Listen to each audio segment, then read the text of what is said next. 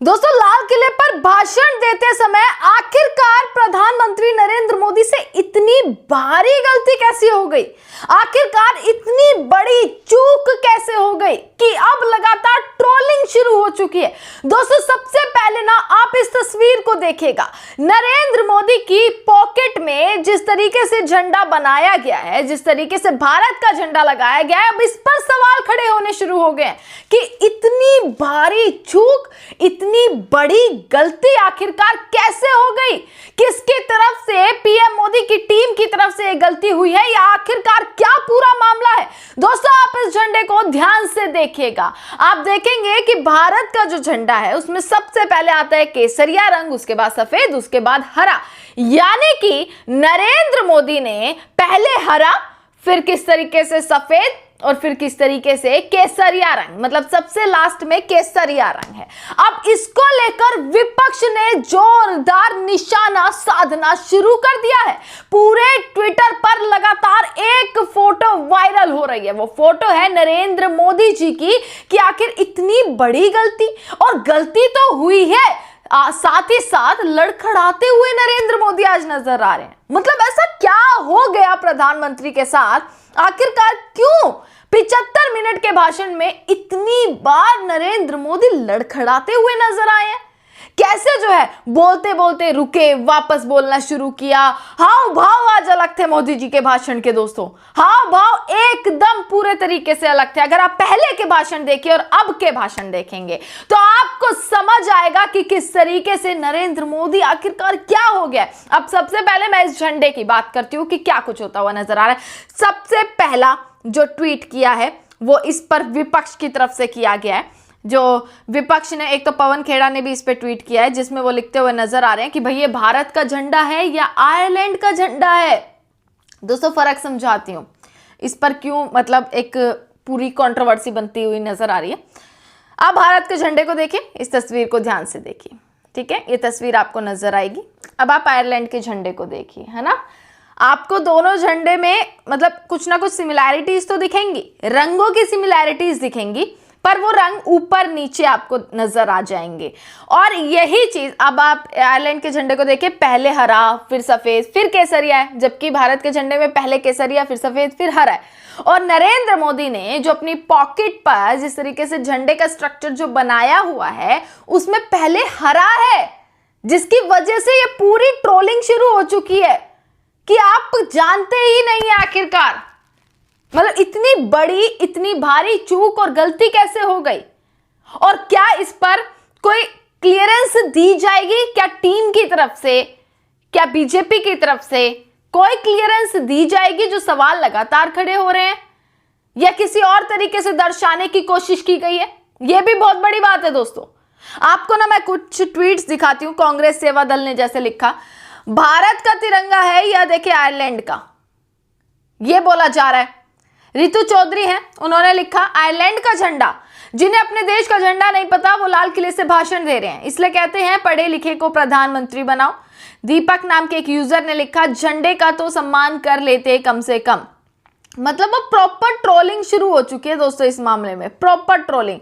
आप ये देखो, पवन खेड़ा ने भी इस चीज पर ट्वीट किया है, लगता है साहेब ने उर्दू में तिरंगा पहना है, ये फिर भारत की जगह आयरलैंड का इंडिपेंडेंस डे मना रहे हैं। मतलब ये लिखते हुए, मतलब कहते हैं ना कटाक्ष करना, जैसे भाजपा करती है वैसे विपक्ष भी कटाक्ष कर रहा है ये सारी चीजों का। मतलब मौका तो चाहिए किसी ना किसी को कटाक्ष करने का। यहां से भाजपा मौके नहीं छोड़ती तो वहां से कांग्रेस भी मौके नहीं छोड़ती है किसी ना किसी चीज के। अब कांग्रेस के हाथ में, विपक्ष के हाथ में ये बहुत बड़ी एक फोटो लग गई है, एक पूरी बहुत बड़ी एक टूल लग गया है कि हाँ भाई अब इस पर पूरी ट्रोलिंग शुरू हो चुकी है।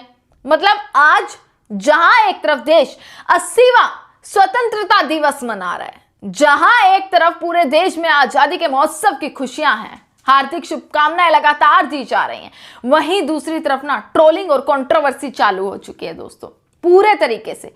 क्योंकि नरेंद्र मोदी जी ने कैसे इतनी बड़ी गलती कर दी? क्यों आखिरकार 4 साल में आज पहली बार नरेंद्र मोदी ने इतना छोटा भाषण दिया? पिछले साल सबसे बड़ा भाषण 103 मिनट का, आज दिया 75 मिनट का। पिछले 4 साल में सबसे कम समय का जो ड्यूरेशन का भाषण था वो आज का था। आज हाव भाव अलग थे, आज लड़खड़ाते हुए नजर आ रहे थे, आज किस तरीके से फंबल होते हुए नजर आए हैं दोस्तों। और यह चीज दर्शाती है कि कहीं ना कहीं देश की जनता का जो गुस्सा है, देश की जनता का जो आक्रोश है, यह प्रधानमंत्री और पूरी सरकार समझ चुकी है। और वो जानते हैं कि जितनी उपलब्धियां उन्होंने आज गिनवाई हैं, उनमें से कितनी उपलब्धियां पूरी हुई हैं, वो भी जानते हैं, देश की जनता भी जानती है।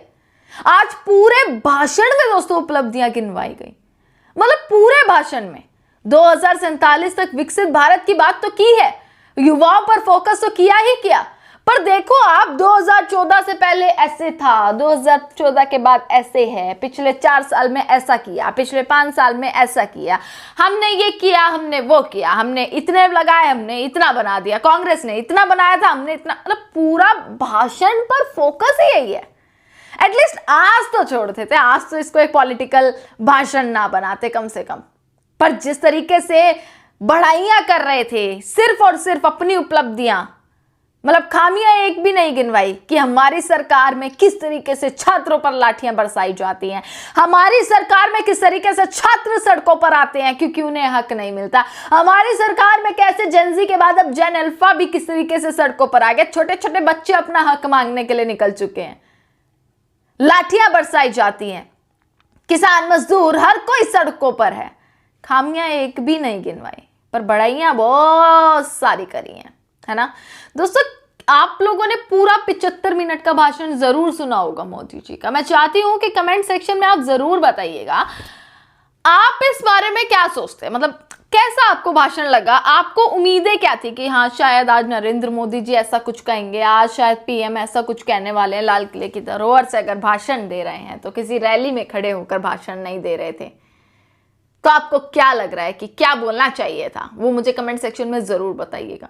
पर अब भाषण के बाद कैसे ट्रोलिंग और कंट्रोवर्सी बढ़ती जा रही है, किस तरीके से फ्लैग को लेकर कंट्रोवर्सी हो रही है, ट्रोलिंग हो रही है लगातार, लड़खड़ाने को लेकर, फंबल जो हुए हैं नरेंद्र मोदी उसको लेकर लगातार उन पर सवाल किए जा रहे हैं। लोग लिख रहे हैं भाई टेलीप्रॉम्प्टर के बिना देखिए ऐसा ही होता है, टेलीप्रॉम्प्टर के बिना यही सब होता है, ये लिखना शुरू कर दिया है।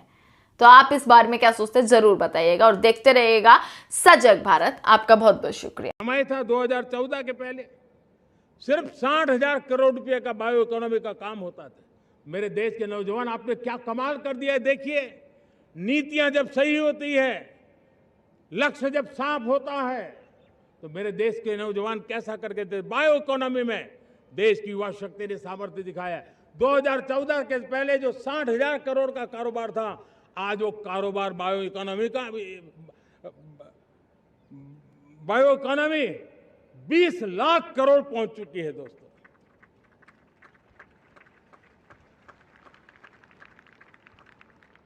दो 2009-10 का कालखंड था, सिर्फ 25 लाख इलेक्ट्रिक व्हीकल हमारे देश में बिके थे। 1.5 लाख इलेक्ट्रिक व्हीकल बिके थे 2009-10 में। 1.5 लाख इलेक्ट्रिक व्हीकल